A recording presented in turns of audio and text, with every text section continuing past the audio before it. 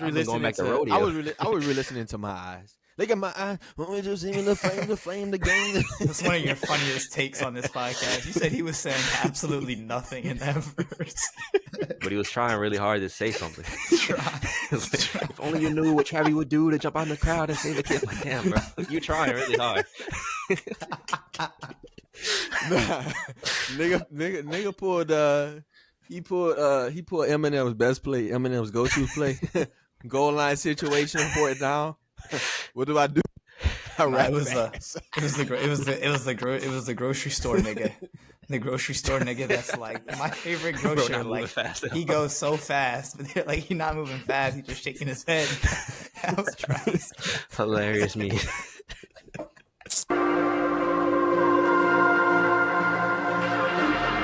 I Heard podcast, man, the best music podcast in the whole wide world. We got reviews today. That is the name of today's episode. Lots of albums this week. Albums from Justin Bieber with Swag. Clipse dropped there. I guess, long-awaited album. JACKBOYS 2 is out with all the guys from Cactus Jack and then beloved GIVÄON. So we'll be talking all those albums. So yeah, go tune in on the YouTube, subscribe, click the subscribe button down there, and then go on the Instagram, Unheard Podcast. Click the link tree. All the links to the YouTube, Apple Podcast, Spotify, etc. is in there. That's where you'll find us. You could follow us all there, leave reviews, listen to the episodes, the whole 9 yards. So appreciate y'all for doing that. Which one do you think was the best of all the projects you listed? All the 4? Yeah. I only got to listen to 3 of them. I didn't get to GIVÄON quite yet. I would say, just given I haven't gotten to GIVÄON, I really like the JACKBOYS and I really like the Clipse.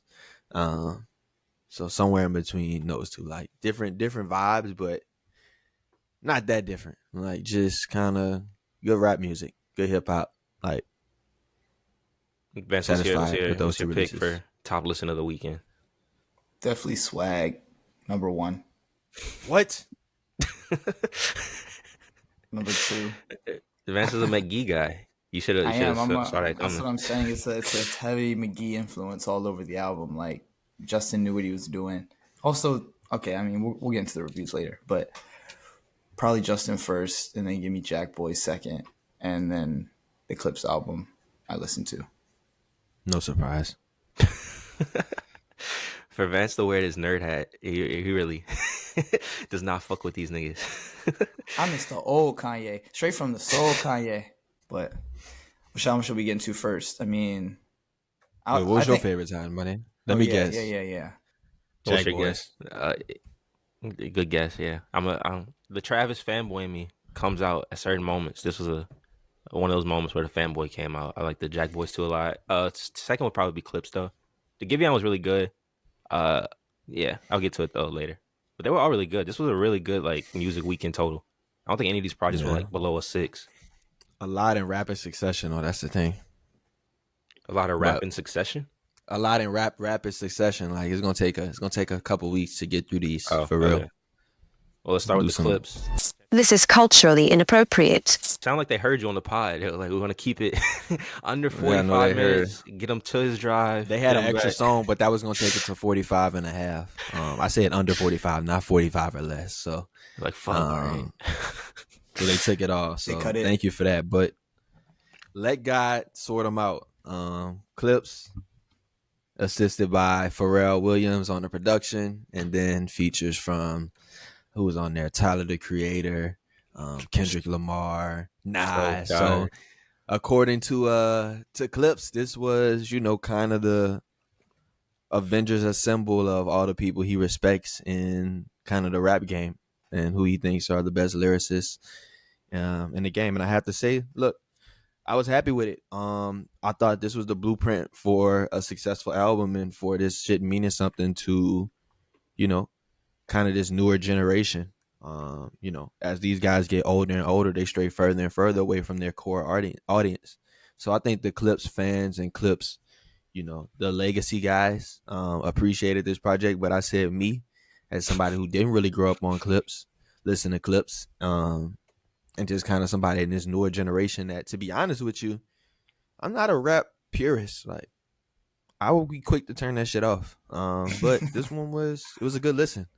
40 minutes, I think, Pusha T, he has a formula. He knows who he is at this point. He gets to, he gets to the high post, and he just goes to work from there. And you know what he's trying to accomplish. And you can expect, what you're gonna get every game. You're gonna get, 19 points, 8 rebounds, 5 assists, and he's just gonna be consistent, put up shots. And I had to say, like, that's a dependable player. You know what he's gonna talk about.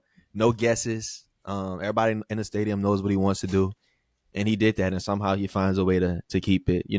Wait, so what made it a good listen? What made it a good listen for you if you're not like a rap purist? Because that's the main takeaway I've been seeing of like people being like, this is that real rap, and that's why they love it. Of like bars, nigga. But no, I think he barring us up, but I really love the production. I love the features. I thought everybody did a great job on that front. And look, I love rap too. Like he's not trying to rap your head off. Like, Pusha T's witty. He can be funny.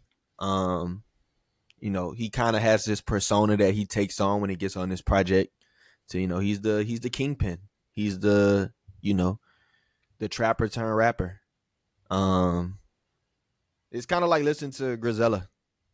Why do you like listening to Griselda? Whatever. Griselda Blanco. You like listening to Griselda, like, you're gonna get good production. Like, these guys are gonna do a good job rapping, and they're gonna keep it crisp. They're gonna keep it light. Not gonna get bogged down, way down. That's what it was. Not the most profound review, but mind you, it's been 36 hours since the album release. It was a very crisp listen. What would you give it out of 10? 36 hours. You already did that. Asterisk. But first impression, like, yeah. Shit, I'm at a solid 7.5, maybe approaching that 8 range. Like, good to great territory. Something that I really enjoyed. I thought every song was purposeful. I don't think they wasted any time, so I like that. Yeah, more chance. I'm pretty firmly in the 7s. I think right now I got it at a low 7, but it is like very much bar heavy, like real rap. So I think as more time goes on and I catch certain bars, I can see it getting up to a high 7. Yeah. But it's just I really like, kind of like what Chance said, it does have that Griselda-ish feel of, it's not as, I wouldn't say it's as cool as like a West Side Gun type project.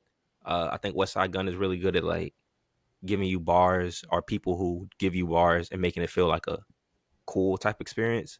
This isn't like West Side Gun level, but it's also not in that level of like a Stove God Cooks or like those other people in their age range that are rapping. It's somewhere like in that range though, of just like cool, but not, you don't want to listen to it.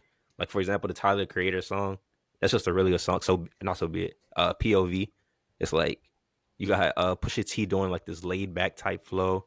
It's like it's talking about like Connect has a ponytail. It's just like a really good like laid back type song. And then even there's like Chance that Pusha T gives you like what you know, but there's also some moments where they both surprise me. The intro, they do the whole like, you got Pusha T rapping about how their mom passed. Then you got Malice rapping about how their dad passed. And I'm like, damn, like this is an angle that literally no other duo can take. Like, you have to be brothers and have these joint experience to do this. And that's just a deep song. And if John Legend wasn't on there, it was probably one of my favorite songs of the year. I'm just not a John Legend fan. Yeah, John Legend. I fuck with John Legend, but it's just like, God damn, brother, like we got some. You could have got a younger act for that. You could have got somebody outside the rap game that I know you respect. Like, GIVÄON just dropped the project. Like, maybe look over there. It's just like when I hear John Legend, I could tell somebody's trying to make me cry. Like, I could. That's like what I hear when I hear John Legend. Like, they're trying to make you cry right here. But niggas gonna pull Joe Montana for the for the halftime ceremony. Just like, all right, bro. We have that was really cool, and it was just good bars throughout, just good flips. Like Malice had a bar, he was like, came back for the money, had to hide it from the church. That's the Jekyll and me. It was just like, just good bars you catch throughout. Like I said last week, if you like real rap, you'll like the project and it'll grow on you. The biggest critique, I think, since the rollout was so heavy, like a bunch of niggas were just texting me being like, their takes on Clipse, just unprompted. I'm like, all right. But I guess that's what the rollout being so heavy does. And everybody was just kind of telling me that they felt the production was kind of lackluster or not what they wanted. And that's why I wanted to throw the lob to Vance, producer, VNC3. How'd you feel about the production on the project? Thank you for the loud. We're like recreating the D Wade LeBron photo right now with the arms out. I mean, if you've been listening or follow me on Twitter or anything like that, Pharrell's production is not my favorite as of recent. It was a great thing. The grinding beat, all the nutty synths and the stomps and the claps. And, I like to almost call it was like double Dutch beats, like when you used to see like double Dutch, like they be like you hear a Pharrell beat behind some double Dutch. Like, okay, like this is what people jump the jump ropes through. Like, okay, grinding. Like, okay, it's all like it's a vibe, right?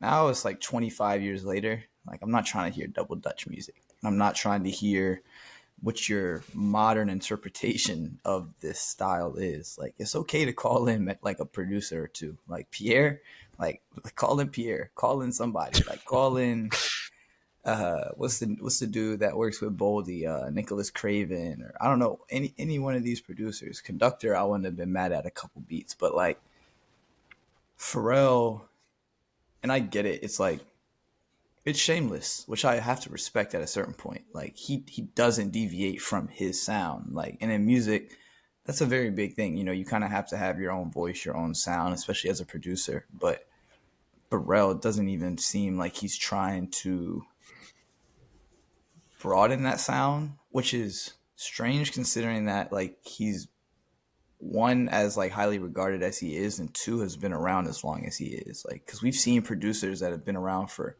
shorter periods of time kind of take different leaps in production. I mean, even a guy I criticize sometimes too, Metro, like we've even seen him do different things with his production even since 2016, 2017.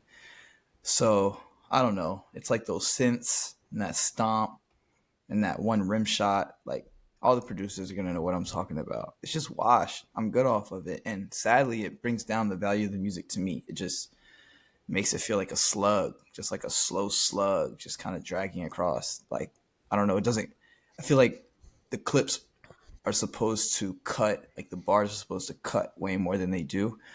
But a lot of the production sounds like mud for me. And you can't really cut through mud, you kind of just sludge through.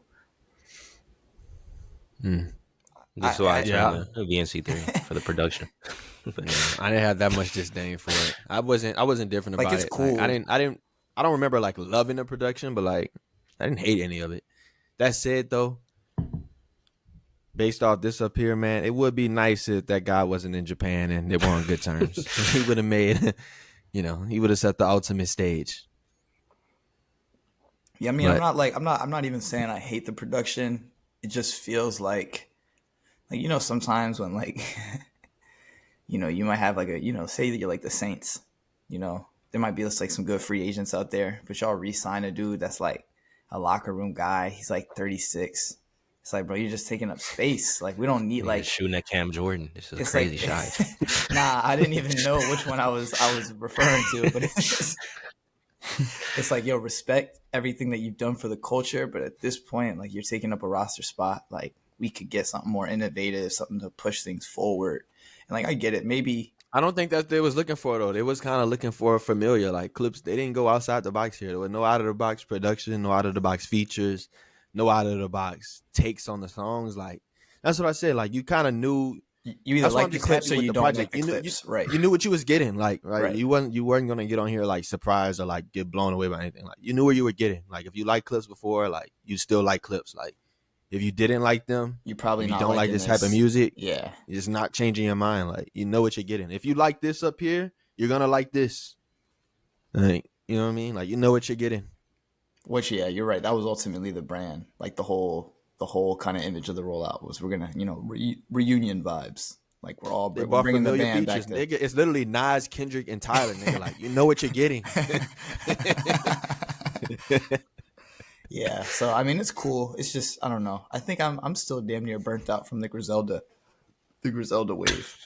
That shit still has like a nuclear, like Chernobyl, like it's got radioactive effects, like it's lasting a couple years. Like, but that's why you take the approach they take, bro. If you're Pusha T, you drop every 4 to 5 years. You know what I'm saying? Yeah. So do y'all think this is like do you think this is like a one-off for Clipse, or do you think like there'll be like another album that either, you know, what we say about the Griselda, every 4 to 5 years, stick to the formula. I know what to expect. Nah, this won't be a thing. No way. I mean, yeah, We unless don't. this sells The infrastructure is not there to support this. Yeah, unless this sells an absurd amount first week to this point, like we gotta do this again, which I don't really see that happen. I think it's gonna do well, but it's not about to do that well. I think this Especially is with like all the shit that's dropping this week. this is just a good reunion. We ended it out. We had some more to say, but we don't have that much to say. Especially both of them, they're like real rappers, so they're not gonna just do a project just to do a project. They're gonna do when they have something to say. Justin Bieber threw shots at Clipse. Yeah, then he deleted it. What he said? He said my album is the only album that matters right now. This album is way better than the Clipse. Clipse is for bitter grown men who collect cause dolls and shop at Kith and Union.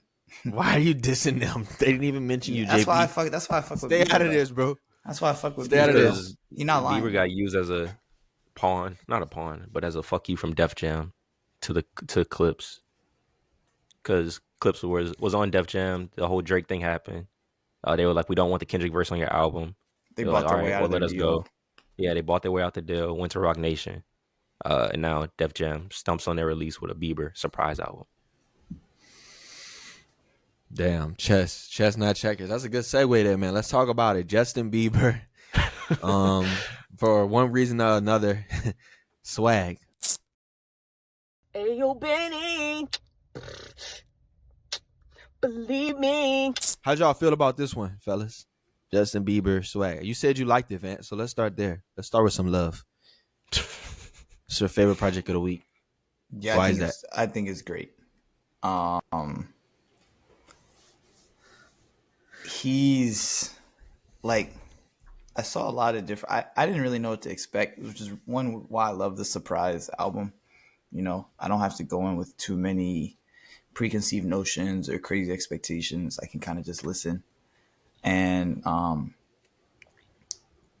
one thing I noticed looking at the credits, because it's funny, I saw the credits before I started listening to the project, and I noticed that a lot of the songs were written and produced by kind of the same group of like 3 or 4 people, executive produced. So I knew that it was going to be like in its own kind of world, like it was going to be a tailored sound. I just didn't know what that sound was going to be. And after listening and kind of hearing that kind of McGee influence, that more kind of, it's like stripped down, but at the same time, like very intentional. And how would I even describe it? It's just like this very spacey, empty. It's almost like a folk music type of vibe. I think would be damn near the closest thing I can compare to. I don't think I can really call it like R&B or alternative. I don't think it falls anywhere there.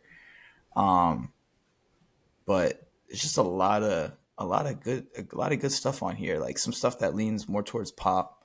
There's this song "Walking Away." I think that's like track 10. Mm-hmm. And then you have, Gunna is on this project, which is like really, really solid. Like it doesn't sound like a song you would think Gunna would be on, but he kind of just appears out of nowhere. And I wasn't mad at the feature. Like it sounds really, really solid. Bieber's really trying to sing on here. He's pushing vocals on a lot of these songs. If you listen to songs like Daisies, which was one of the McGee produced songs, UConn right after that, you can kind of hear him trying some different James Blake type of stuff with his voice, pitching it up and down. Drewski's all over the album, which I thought, I usually hate skits, but I thought the skits were kind of funny. I can't lie. You can see that Justin clearly played into all of the social media discourse kind of surrounding the album. Fans telling him he needs to go to therapy. He should stop getting in run-ins with the paparazzi. He kind of played into all of that on the album. With Drewski, joking about how he pronounced standing on business versus standing on business. And I'm a dad. I'm a husband. You're not getting it. It's not clocking to you. It's not clocking to you that I'm standing on business, is it? So I think it was a really, really fun surprise release. At the same time, y'all might call it like a cop out, but with the surprise release, you don't get any expectations. So, I mean, unless it's like a pile of dog shit, I don't really have anything bad to say. It's more so just like a thank you, And on top of a thank you, I think it's really, really high quality music. So it's probably one of my albums of the year at this point, personally. Wow. For a lot of the reasons you just mentioned, is probably why I wasn't feeling it. I think this was a PR album, right? I think JB has been getting a lot of, attention, maybe flack in some cases, just in light of kind of the Diddy situation, like at the beginning. This is tied to Diddy. No, just listen. Hear me out. I'm trying to hear how he brings this home. I think it's just like, people have been like kind of peeping him out. Has he been looking like kind of depressed or just like checked out with kind of Diddy situation? You saw like the episode he had when he was with SZA on stage. Like, is this guy kind of like drugged out? Like, I think he's been getting a ton of flack from kind of his disassociation from his marriage with girl, Hailey Bieber. Like he's not really feeling her. He had to run in with the paparazzi. So JB is just kind of, it's been the case, since he's been famous for fucking, well over a decade at this point. So this has always been a case. Like, he's been in the limelight and he gets that paparazzi attention and the tabloids and the speculation and everything that come with that. And just kind of growing up in that and just, just having normal human emotions. So I think this was kind of a response to that. Like, the album feels like, to me, it feel like almost like an ode to Hailey. Like, just talking about how much, I guess he appreciates their relationship and how he's like growing and transforming. And he kind of addresses some of like, I guess that disconnection to an extent on a song. What was the name of the one you just mentioned? Number 10. Walking Away. Walking Away, exactly. You adjusted that on like a song like a Walking Away. That said, I think the stripped down, and that's how I felt. I felt like it was very stripped down. Like, it wasn't captivating. That's the word I would use. Like, nothing on here really captivated me and was like, wow, like that is super smooth production. Or like Drewski mentioned on one of the skit how like JB should be black or something because he's so soulful. I'm just like, he called it Soul Black. Soul Black. I'm just like, where? I think that song we just mentioned, Walking Away, is probably the most soulful he got here. And I'm not hating. I'm not going to drag JB. That's what I'm saying. I think you're thinking too deep. And I think that's, I'm not like, thinking too deep, and that's what I'm saying. And that's going to be the cop out. That's part of the joke. This is a good PR album. That's why I told you you were going to think it was a cop out. I knew y'all were going to think it was a cop out. Listen, check this out. I'm kicking it with Drewski. I got Drewski on his kids. Clearly, I'm good. Like, he's making me laugh. We like kind of making a joke out of the shit I've been going through. Like, I'm addressing the Hailey Bieber situation. Like, I still love my wife. You know what I'm saying? I'm not still in love with Celine. I'm not checked out of the relationship. Life management. at the same time, I'm not checked out on my wife, and also I'm working on myself. Like, I'm imperfect. Like, and I just happen to have to go through these imperfections that everybody have to go through in the limelight.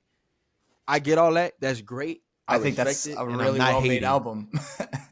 No, but then you have to get to the actual music part of it, and the music part of it is just like, something's missing. What did you want? I'm more of a casual fan. I didn't want anything, but I'll say what I wanted. Like, what I was like missing? Bieber. I like R&B Bieber. I like R&B Bieber. I like Bieber. Like even on the last one a little bit. Like he was vulnerable here, but it just felt like he didn't tap into, like, it felt two-dimensional. Like, it was missing a third dimension, something to really latch on to make me want to come back and revisit. And I didn't really get those vibes here. Like, I like a handful of the songs. The Way of Life was probably, or The Walk Away was probably my favorite. The Yukon was nice. And then I like the Swag with Cash Cobain. But outside of that, like, and mind you, first impressions, we've had 48 hours with the project. But that's where I'm at right now. Like, I'm not feeling great about it. Like, it just kind of, it's Justin Bieber. He's gonna get the streams or whatever, and I respect the hell out of him. Like, I don't think he owes the industry anything. That said, like, this is not nothing I'm writing home about. Like, it's cool. It's whatever. Like, that's my review. Chance on one shoulder sits Vance, on one shoulder sits Chance, as far as how I feel about the project. I'm a fan of McGee and the whole Dijon sound. I think that was like my when we did the prediction episode, go listen to it. At the top of the year, I was like, I predict that sound from McGee is going to be like, and Dijon is going to be like one of the sounds of 2025. And here it is on like a mainstream, super big album. And to see the world like connect to it is cool because it is a really good sound. I don't think the Bieber is as soulful as the McGee or the Dijon. I think that's probably what Chance is saying is what's missing is like that's a sound that you kind of have to feel the pain or like the wails almost. It's almost like what Vance said, the folk. It's like a folk mixed with like a little bit of soul alt. You have to really feel the soul, like you have to feel the pain. And I guess Bieber, what he's going through in life, probably doesn't want to put too much pain into his music. His life seems to be some turmoil. Yeah. Probably is like, let me use music as an escape. Let me do some more fun things. Let me throw Sexy Red on this song. So I can see why Chance feels there's something missing. But I'm a fan of the sound, so I am like naturally inclined to like the project. But UConn's my favorite song. I like the song Chance and Vance both mentioned. But I'm probably not revisiting too much because I'm aware of McGee's existence. Like I'll go to the real thing. I'll go to the source material. This is cool. I can see if you've never dove into those spaces, I can see why you would like the project. Yeah, I think it's a Clipse thing. Like if you like the McGee, because there were a lot of people that just didn't get the McGee, which is fair. If you don't like the McGee or that's not your thing, then yeah, this isn't executed on a higher level than the McGee, so it's not like this will maybe help you understand that. Like Taj said, I would still recommend you go to the source for your courses and instruction.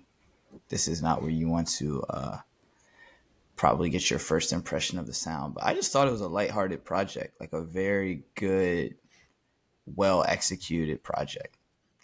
Good PR, man. All right, nigga, you're a fucking Drake fan, bro. His whole career is PR. I'm so sick of niggas, bro. His whole career is PR. And now if you're doing PR around your album, if your album is addressing things in your life to explain to the public, it's a problem. Drake just dropped a song called What Did I Miss? Acting like he didn't start an entire rap beef. Like, all right, man, I can't go. He's the entire reason that he had to leave.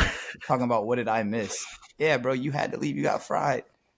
But Bieber, I like the Sexy Red song. I can't lie. I think that might be my favorite Sexy Red feature ever. The Lancey Foe one was pretty special, but it's probably number 2. I think Sexy Red is starting to fall victim into that Tizo touchdown 21 Savage government mandated feature. Like a lot of people on just she did not need to be here. It wasn't bad. Yeah, a lot of people on socials are taking Chance's opinion. Like, why is she here? Why are they here? I think that just happens when an artist pops up on too many projects. Yeah, she's safe enough now, and she brings in so much. The labels can kind of safely just throw her on anybody's feature and know that. It's just like, man, you want to avoid oversaturation, bro. You got to find a balance. It's just like she don't have a longevity sound, so you don't want to beat her to death. Or what's the word I'm trying to use? You don't want to beat a dead horse. Is that what you're saying? You don't something like that. Like you don't want to beat the. Yeah, you don't want to beat. Oh. Yeah, you got to keep the just like nigga like we she don't have that many dimensions, which is not bad. Like what she does is great, but when you just start, it gets oversaturated. It loses its luster when you just start putting it everywhere. Definitely a label play, but I liked it. It's lost luster a little bit. It was better than the Drake feature. Like that one felt very like okay. This Drake was on here. No, the Drake, what's his name? The Sexy Red Drake, where we were like, damn, like this is random, but on his last album, and it sounded really random. This at least like that's what I'm saying. Like I don't know, I feel like I'm seeing a lot of Twitter opinions about the album, as if like people didn't listen to the actual music. Like if you listen to, I don't know, it's his most like top stream on Spotify, like in the first week or some shit. Out of all his projects in the streaming era. Granted, but that was interesting. Oh, really? Seemed like people like it. I mean, the surprise album definitely. What was like the last surprise album we even got? The last one was probably. That's a good question. I guess Kendrick GNX was a surprise album, but Yeah. Okay. Yeah, fair. surprise album plus the fact that he went with like a great sound. Okay, high key is the Drake formula of like, I'm tapped into this sound. I know the world's not tapped into this sound. I'm going to be the mainstream introduction to said sound that I know To is try and already push a it. hit. Yeah, and now it's going to go crazy. So, yeah, makes sense why he's doing numbers. Most people seem to be on the advanced side of things, like really, really liking it. Bro, I just think people forget what this nigga JB has, how long he's been around. Like, he's a talented motherfucker. You know, this isn't just any No, I 100% agree. artist He that has a just God-given voice. went and stole McGee. You know, he didn't just like bite records and say, "Oh, let me just try this sound out." You know, like, he's a talented artist. So Facts. like I said, at this point, I'm more in the thank you, Justin Bieber. It's like, that's why I said it's like the Clipse things. Like, if you're a Clipse fan, you were a Clipse fan 20 years ago, then you just listen to this album and you say thank you, Pharrell and Clipse. You know, thank you for another offering. That's how I feel with the Bieber. Like, I didn't think know it's Justin Bieber album. I think it's the dreadlock Bieber era mixed with the Martin Luther King snippets on the last project. that kind of forever has me never saying thank you, Bieber. I forgot about that. Be at an arm's distance with Bieber music. I'm acting like that didn't happen. I like that changes more. I'm sorry though, that changes to me. Like, it had more soul than this. Change it. No, I agree. R&B. That was just a better album to me. It was different. But yeah, I'm not hating on this one. Again, I'm also like, I like McGee, but that's not my preferred sound. So I think it comes from that. Like, I think that was a good take. Just if you kind of like that McGee sound already, or just your first introduction to it, and you love Bieber, like, you'll like this. If like you prefer a different type of Bieber, and you know this might not move you as much, and that's the camp I'm in. So, all right. Good. We got the two biggest ones out of the way. Let's get unheard and then get into some other topics. There's some Dijon. I might play a Dijon song. I play God and Wilson by Dijon. Wobbity wiggity, wobbity wiggity, wobbity wiggity, hoo. Yeah, that's what I was singing earlier. Like, what made you hit that in the studio? It's like, that's the worst. Wiggly, dibbly, doubly, do. I would have been dying laughing in the studio. Let's talk about it though, man. JACKBOYS 2, Cactus Jack. This is their label collective project. I think they dropped the first JACKBOYS, pandemic 2020. Yeah. So yeah, 5 years later, I guess we've seen huge growth from Don Toliver. Travis Scott has continued to kind of, you know, he kind of ascended and took his full form on Astroworld, and he's kind of just been hovering in that world ever since. Like features, I mean, you also got Sofego, Sheck West, who have, you know, kind of progressed in their own right. But Fago free.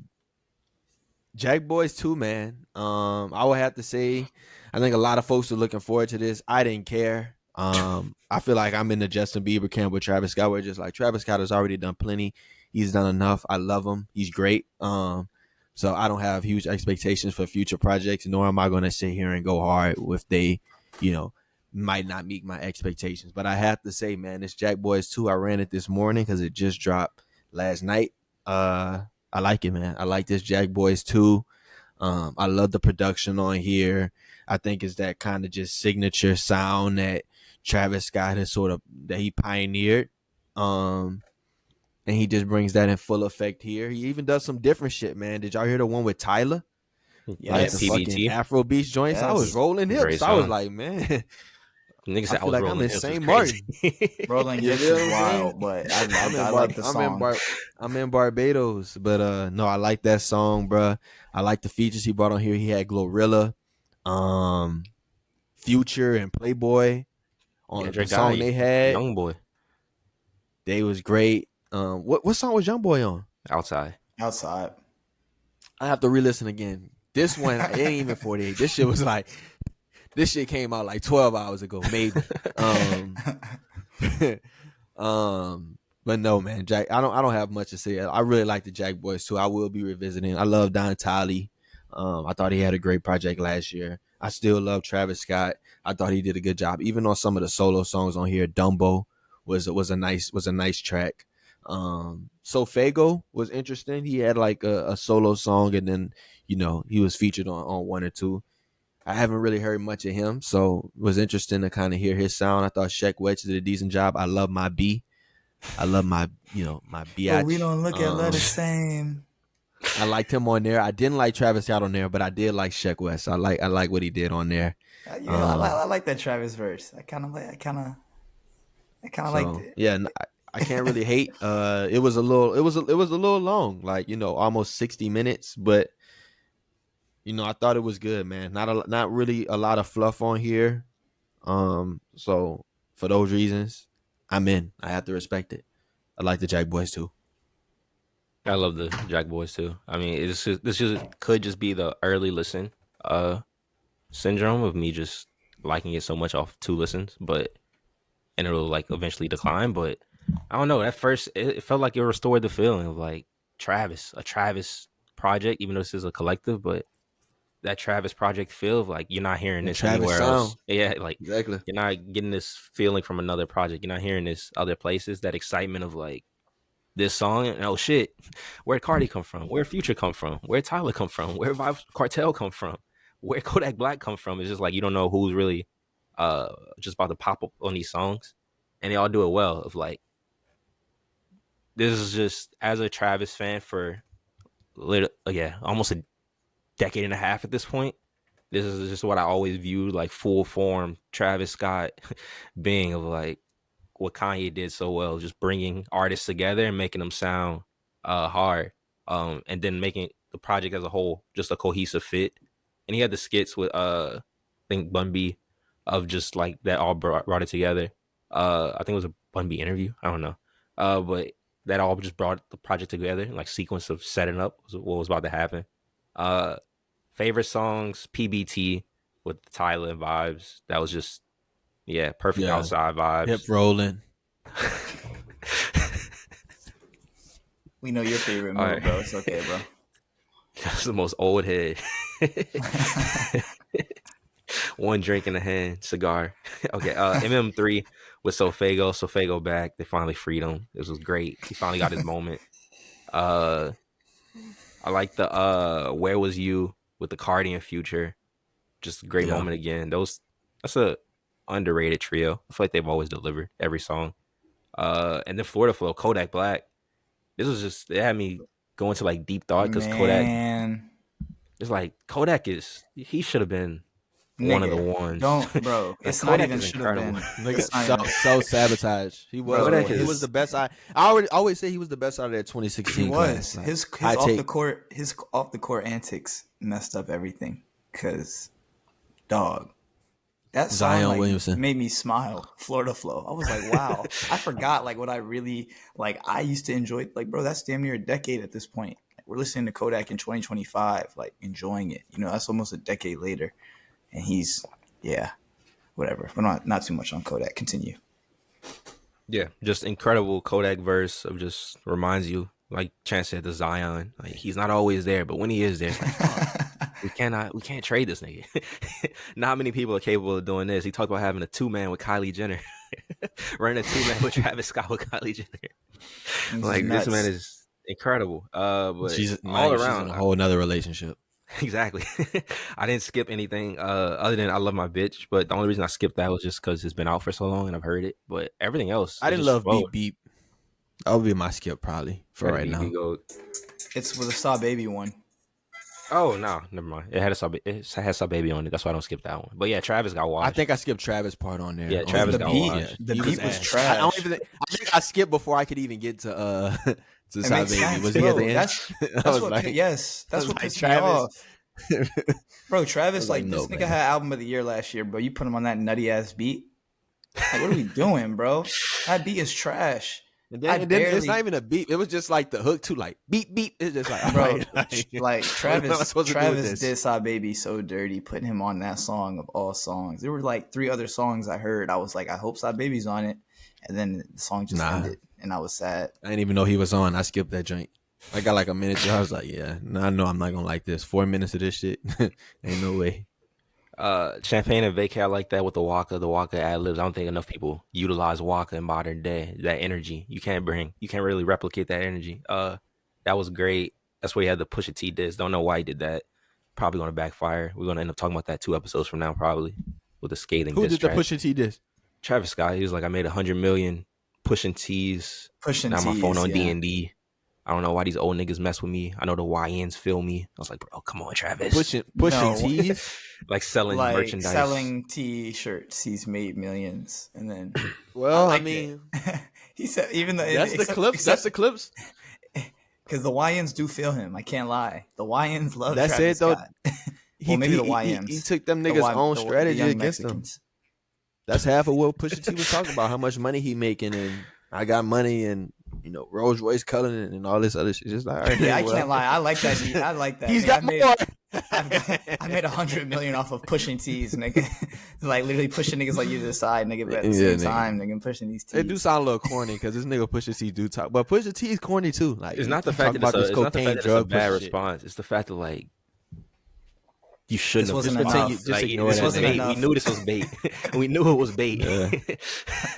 You just I think took the bait. If anything, it'll be like the Joe Budden Drake. It's just like Joe Budden will just get to rapping his head off and like going at him crazy. And Drake just be like, I don't care, nigga. Like, I'm not listening to this, and as long as I don't acknowledge it, no one else will. You know?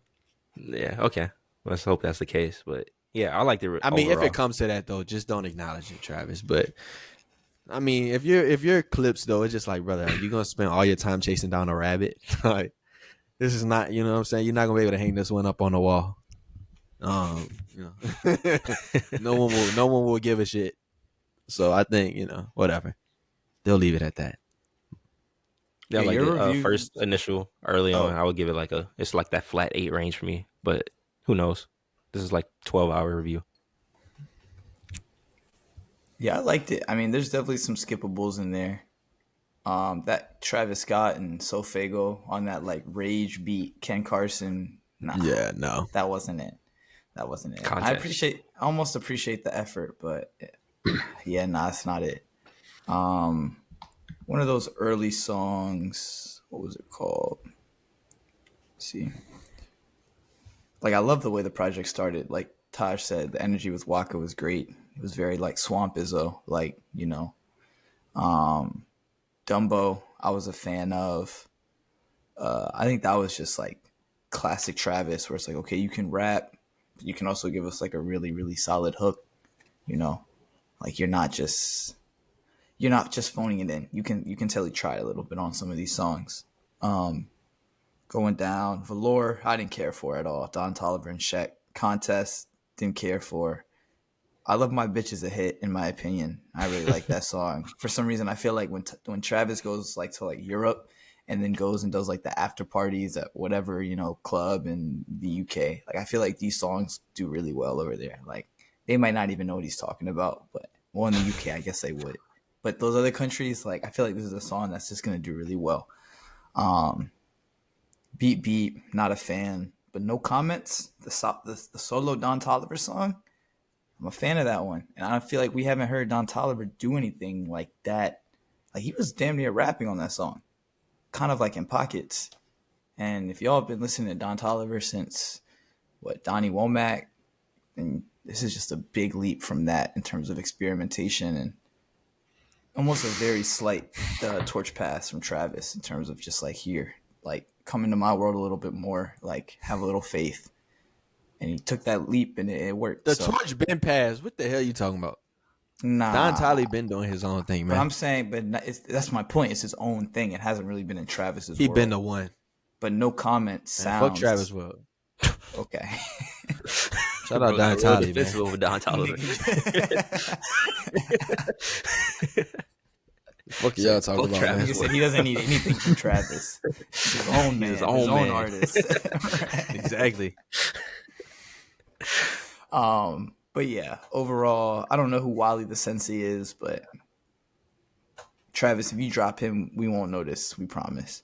That's crazy. Get Sofago a little bit more budget, please, because this is a travesty.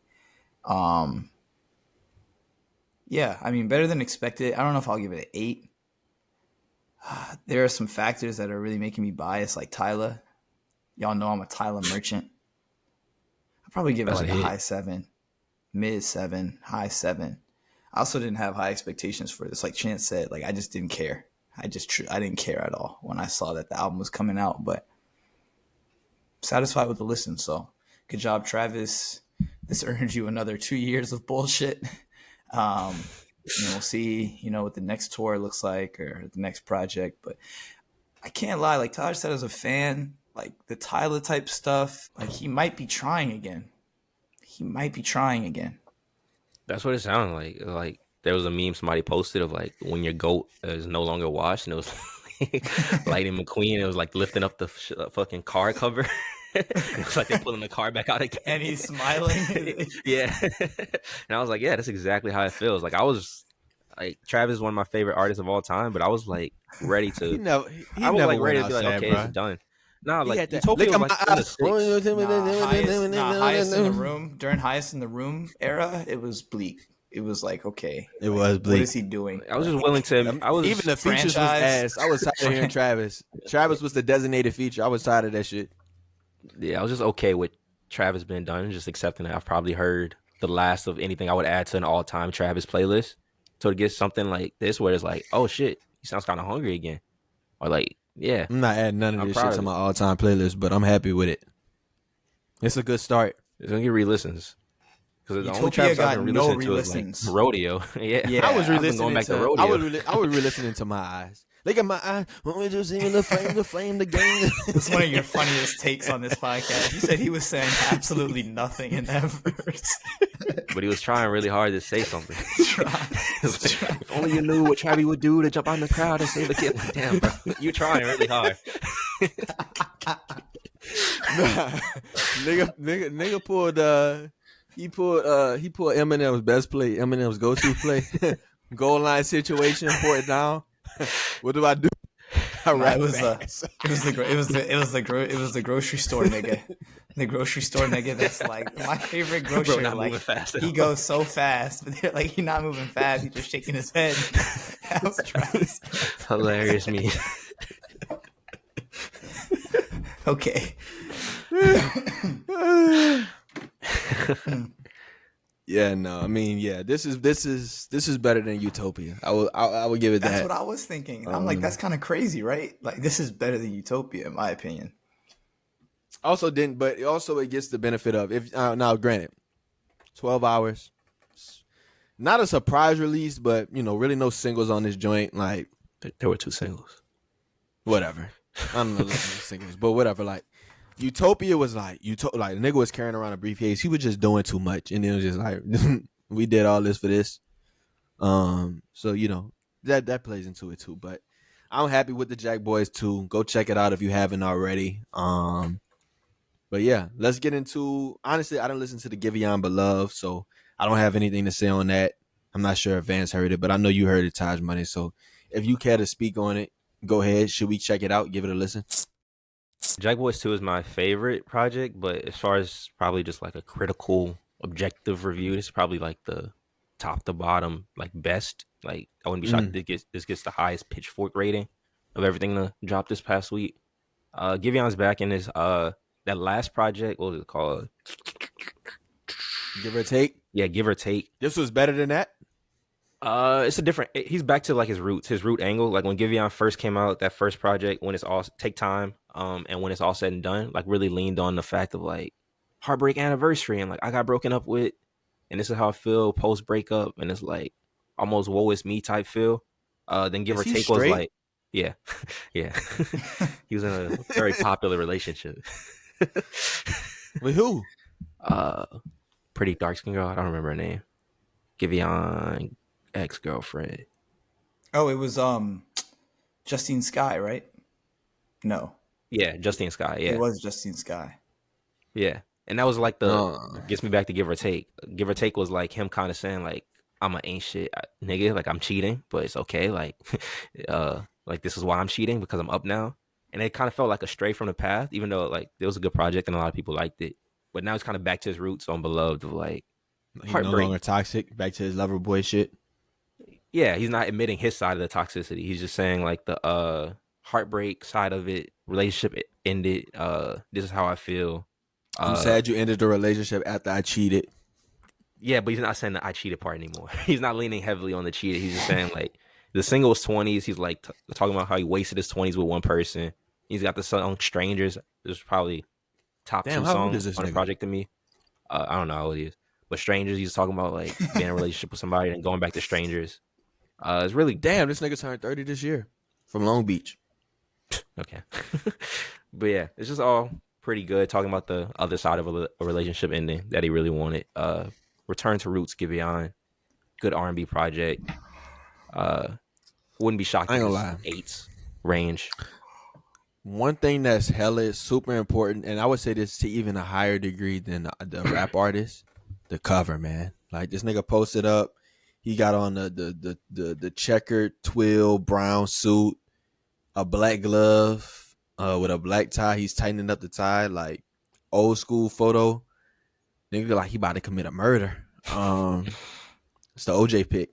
I was about to say, it sounds like OJ. No, I feel like that's important, man. The cover is always important for R&B. Like, I will really go through the Apple Music. I will go to the Apple Music recently released or like new releases, and I would just go to the R&B section, and I would just scroll covers. If the cover is captivating, I might add it to my library. But P4, especially if it's only 9 or 10 songs. It's not up on a wall. We got copyright. I don't know. We didn't get a copyright strike. I think we got like they flagged you or parental. Yeah, we got a parental advisory strike for that, so it would no longer be up on the wall. But exactly that ad strike is captivating. Okay, that's crazy. They said it's captivating. It is captivating. So I would say based on the cover alone, I was ready to listen, but I kind of ran out of time, bro. A lot of music this week. But yeah, I'm definitely gonna check it out, and you know, we'll see where it shakes out. Maybe it'll be in the end of year review conversation. Well, who knows? Not mine, but I'll check it out. Vance has beef with GIVÄON. Generational hater. This is the lower Vance. Not the biggest GIVÄON. He said I have not heard it. Won't listen. You know, maybe when I like go to like Banana Republic, I might hear it. But you ain't gonna listen at all. If they're not playing it on the Banana Republic speakers, I probably won't catch it. I don't think there's any like hits that'll make it that way. It's a project. Okay, so then I have to like care about what's going on in his life. Yeah. I definitely won't listen. All right, there you have it. Let me ask you something though, quickly though, before we move off this, because we probably won't talk about this nigga again for the rest of the year, unless he makes end of year. He might make it. What does he stack up against this Leon T, man? Because let's just talk about, is also been in a conversation. Well, we got to talk about runs. No, he has not. But we can talk about runs. You don't think he's ever been? No, he's never been the. His run was never been the guy. He's been a guy. He's never been the guy. Yeah, he's never been the guy. He was the guy during his run. That's my point. His run was special. No, he was never the guy. What was his run? I feel like he never had a real run. The Drake features in that first project, that was a good run. He was a guy. He was the R&B. He was the R&B. He was guy. still in the conversations with Brent. Like Brent had just that's dropped. That's my point. Brent was the guy, and he was trying to take over the crown. Brent had dropped Crew and all that shit. And then he had dropped the shit after. No, this was way after that. This was in 2020. Brent had dropped Fuck the World. Yeah, he dropped Fuck the World. So Brent was the guy at this time. That's my point. But then GIVÄON was like the second one. He was like the one, like, oh, who is this guy? So he was a guy, not the guy. But I'm saying is just get him into the guy conversation. Nah, it was 1A, it was 1A, 1B. It wasn't like a 1 and 2. GIVÄON was I think he's more in that. I think he's more in that Daniel Caesar type realm of like. Right now, never the guy, but like the R&B heads. Daniel Caesar was never the guy for different reasons. He had a bigger. Yeah, in my opinion, GIVÄON had a bigger. I mean, GIVÄON also had his. GIVÄON also had. I don't know about that. Yeah, I don't know about that. What's it called, Fruitian or whatever? That was a couple of songs. That was a song or two. But they will die about that album. That was that whole album, nigga. What? That's a classic. They all sound. I'll stick to my point, bro. Like GIVÄON. Heartbreak Anniversary, like those songs were hits. Like Daniel Caesar was cool. The Caliuchis was a hit. Nah, but nigga, GIVÄON had like 4 hits out at the same time. The Drake songs were hits. 2:30, baby, don't you man? Niggas didn't even know who that was. That's my point. He came out of nowhere and like made a splash. His hits were like so it was in such a realm that's like, yes, these are hits, and they all ended up on like the Apple Music top 500, but they weren't like Mutt, like a Leon Tom, like they were on the radio, but it's not like Heartbreak Anniversary and Like I Want You. That's like That wasn't the best. music. That wasn't the best part, or like a Get You. Exactly. That Danny It was not like CeCe you're had not on playing the this at your Freudian. wedding. You're Yeah, not no, it playing was this sad. like It at was the sad. It club. was sad. Yeah, It they were was good. sad. They were great songs for the time being. And I thought, listen, I'm saying that's what I'm saying. Like, and that's why I brought up the question, because I think we talked about the male R&B guys last week with Brent with his new singles, and then how does that compare to Leon T? But I think GIVÄON, if we did talk about any 3 or 4 male R&B artists that could potentially compete for the lead spot in the space, it would be them 3: the Brents, the Leon T's. Well, he was always the and simp. now this GIVÄON. Now GIVÄON he's was back on the always the scene. simp. Brent was kind of like the dog, and Leon Thomas is like literally a mutt. So I think GIVÄON just has to kind of take his place as like the simp. Like, I'm mad the relationship is over. Like, I want you back. Like, but I'm saying, like, with that though, do you think, like, how you think this even compared to like a Mutt Deluxe? well, I didn't listen, so I can't. Generally, That's what but I'm saying, giving you what listen separates what generally. separates it is exactly kind of what Vance said. Like that Mutt Deluxe, like it's the angles of it. The fact that he's a Mutt, like it's the different angles that he takes. Not even the Deluxe, just the project as a whole. It's just the different angles that he takes. He has so many different routes because he plays it from both sides. Exactly. Of like, and he's just a true songer, songwriter, producer. Like, yeah, and he's giving you just, like real hits. Whereas yeah. GIVÄON, he's fully coming at it from like, I'm hurt. Like this relationship ended and it hurt me. Like so that's just not what you're gonna looking for. reach as far as a Leon Thomas Mutt could. It's like a Summer Walker and a SZA. Yeah. Like In a SZA way. can give you the multiple Yeah. angles. She can give you the pop angle. She can give you the heartbreak angle. She can give you the like fuck my ex But angle. Summer got different level Summer of gonna pain. come from that just like that pain angle. But the difference is like Summer Walker, there's a lot of women that feel that pain feeling and will like express it publicly and like let it be known of like, yeah, this is me who I am. Niggas, if they relate to the GIVÄON, aren't going to do it in public. Nah, nobody's like, that's gonna be a between me and my Apple Music replay type shit. So yeah, no, that's interesting though. But I will say though, I'm glad because I'm excited to dive into the GIVÄON. I couldn't give it its due diligence, and even if I did hear it, I wouldn't have probably spoke on it too much because I like when up artists is very intentional about especially in the R&B space. I feel like that's to be expected. So I wasn't gonna speak on it too much, but I will say that I think that just shows a lot to how far Leon T has come in the past 2 years with his with the last 3 projects he's dropped, and just how impressive he's been. Whenever I see those guys come along, man, it's special. Speaking of too, I just want to put him in a conversation because he deserves to be there. Destin Conrad, bro. I just bought tickets. My girl not supposed to know this. She in the living room. I just bought tickets to the show in November, so I'm excited. I'm excited to go see him. I think he's also very impressive. Those, like, if I had to speak on 4, like Danny C. No, did we mention Danny C's? Brent we just talked about him. Fayez, GIVÄON, Danny C's, Leon Thomas, and then this nigga Destin Conrad, man. I'm like my top 5 right there. I love them niggas. So top 5 male R&B. You left out your guy Party. Oh yeah, I mean Party is a given though. Party's legacy. You got Party like Jordan. Party is like Jordan. Too good for the list. Party's too good for this list. We'll talk about Party next segment, but let's get in a quick unheard on Vance. Oh, on the spot. Okay, what do we have this week? Lucky I can't play that Bieber. Go ahead, play it, bro. Merchant. No. This week, okay, it's not Bieber, but it is another McGee. Another song featuring McGee's, I guess, writing, production. I don't know what capacity he worked on this, but this is artist I've been listening to since the pod started. This artist, Jonah Yano. He's a part of this larger jazz kind of R&B collective, Bad Bad Not Good. He's just, I think, I love Bad Bad Not Good, man. Yep. Jonah Yano's a part of it. He makes some solo music.